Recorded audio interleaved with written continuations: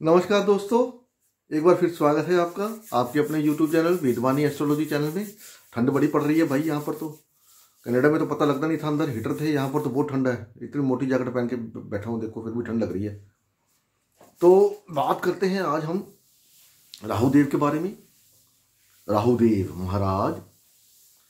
तो वीडियो शुरू करने से पहले एक रिक्वेस्ट, हर बार की तरह फिर आप भूल जाते हैं, वीडियो को देखने लग जाते हैं तो आपको दिमाग फिर निकल जाता है वो। तो सबसे पहले वीडियो को लाइक जरूर कर दें भाई। लाइक कर दें या डिसलाइक कर दें। पहले लाइक कर दें, नहीं पसंद आएगी बाद में उसको लाइक और डिसलाइक में बदल देना, वो आप कर लोगे, ताकि आपका एक लाइक वीडियो को आगे बढ़ने में सहायता करता है। तो वैसे भी आपको अभी थोड़ा थोड़ा मेरे को सपोर्ट देना शुरू कर दिया, तो बहुत मेहरबानी है आप लोगों की, क्योंकि आपसे सपोर्ट मिलता है तो मेरे को भी थोड़ा सा होता है यार अच्छी अच्छी वीडियो बना के डालूँ। तो पहले सपोर्ट नहीं मिलता तो मैं सोचता यार क्या करना है, सपोर्ट तो आता नहीं है। अभी सपोर्ट मिलना शुरू हो गया आप लोगों का, तो बड़ी मेहरबानी है आप लोगों की। तो वीडियो शुरू करने से पहले एक कहानी सुनाता हूँ आपको।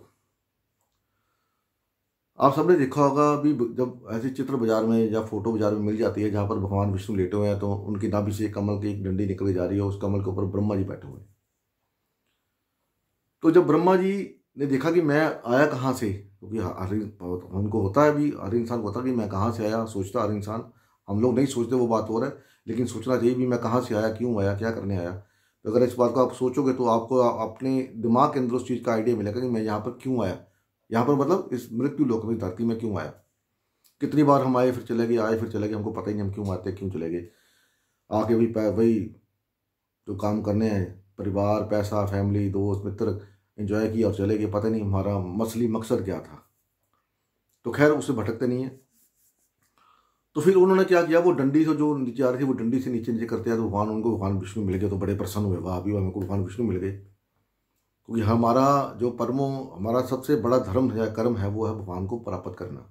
इसीलिए हम जमीन पे आए, भगवानों को जमीन पे भेजता भी, जाओ मेरा नाम लो और मेरे को प्राप्त करके मोक्ष को प्राप्त करो।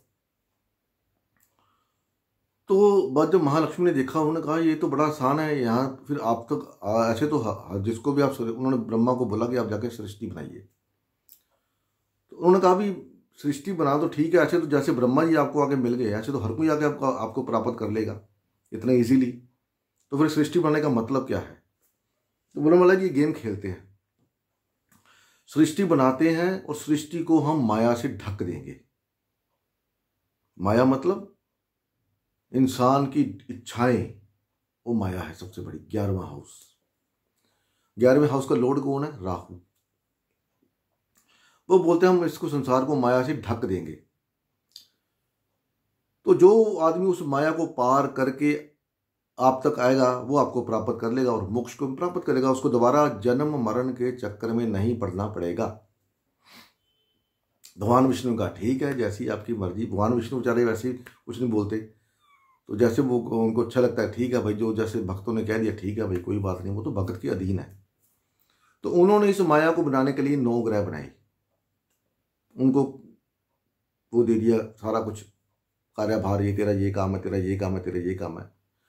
उन 9 ग्रहों में जो राहु केतु बनाए उन्होंने बनाए भी। केतु क्या करेगा, केतु आपको पुश करेगा मोक्ष की ओर। राहु क्या करेगा, 11वां हाउस का लॉर्ड है, तो वो क्या करेगा, वो आपको डिजायर देगा। और जब तक आपके अंदर इच्छा रहेगी आप आगे नहीं बढ़ पाओगे, मोक्ष की ओर नहीं बढ़ पाओगे। आप अपनी इच्छाओं में भटके रहोगे। हमको पता ही है हमारी इच्छाएं क्या है, एक चीज पूरी होती दूसरी इच्छा, दूसरी पूरी होती तीसरी इच्छा, तीसरी पूरी होती चौथी इच्छा। तो इच्छाएं कभी खत्म नहीं होती, ना हुई आज तक, आपको इतिहास गवाह है।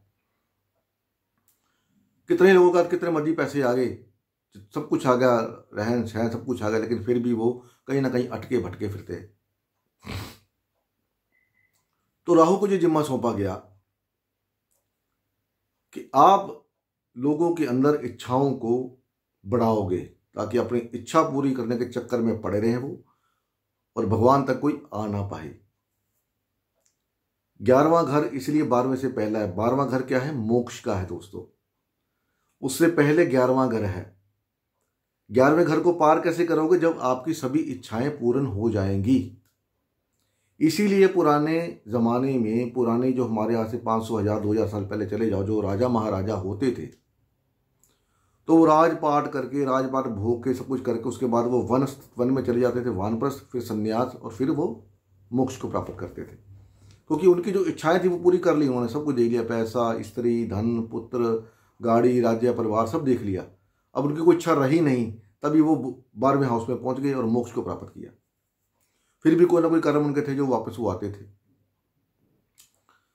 तो राहु को जो जिम्मा दिया गया कि आप दुनिया मृत्यु लोग में लोगों को इच्छाओं के जरिए भटकाओगे, उनको इच्छाओं में फंसाओगे, और इच्छाओं में फंसाने के बाद उनसे ऐसे कर्म कराओगे कि वो वापस दोबारा मृत्यु लोक में जाना पड़े।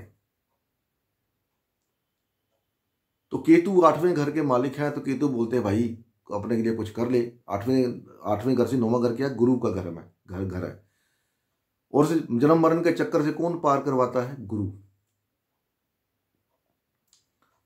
तो राहु देव आपसे ऐसे काम करवाएंगे, आपको इच्छाएं देंगे जहां पर आप अपने लेवल से नीचे भी चले जाओगे, कब मतलब अपनी इच्छा को पूर्ण करेंगे। हमको पता है ना कि हमको, जैसे आज समझ लो अरे की इच्छा है मेरे को बड़ी गाड़ी लेनी है, बड़ी गाड़ी अगर वो सीधे सीधे रास्ते चलेगा तो नहीं मिलेगी भाई, उसके लिए उसको उल्टे कर्म करने ही पड़ेंगे इच्छा पूरी करने के लिए।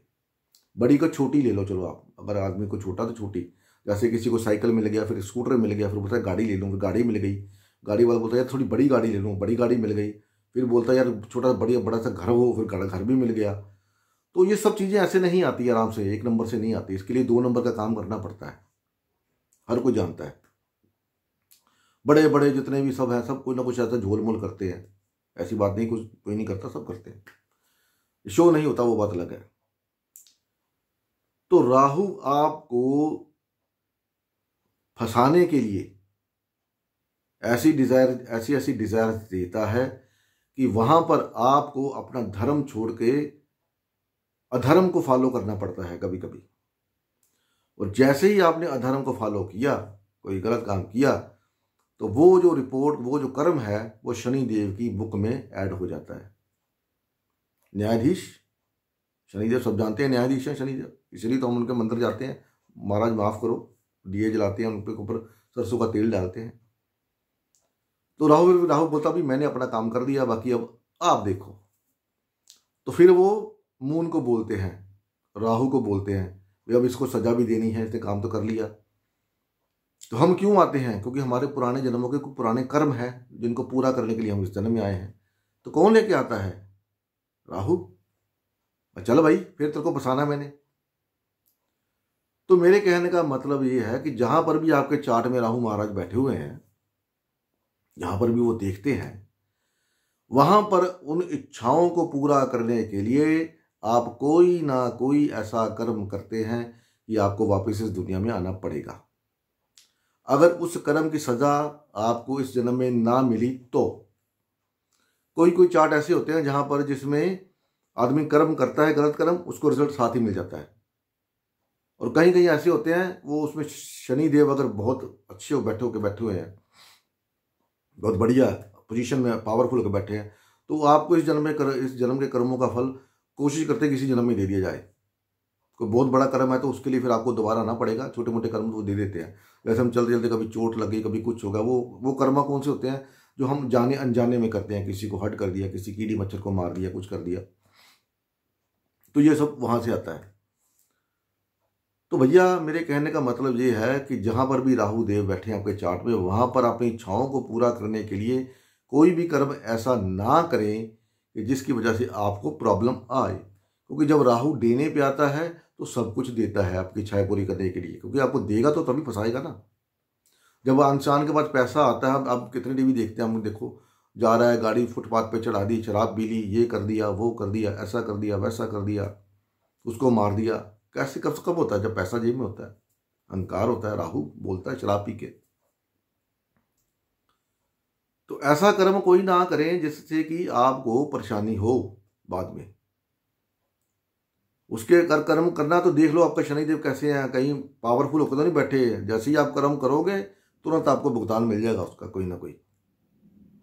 हो सकता है आपके चार्ट में वो ना कॉम्बिनेशन हो कि आपको उसने भुगतान करना, तो वो क्या करेंगे, आपका कोई ऐसी आपकी कमजोर नब्ज पकड़ लेंगे, आपका बच्चा, आपकी बीवी, आपकी पत्नी, माँ बाप, भाई बहन, कोई भी किसको पकड़ लेंगे, उसको उल्टा टांग लेंगे, क्योंकि किसी ना किसी चार्ट में तो होगा ऐसा।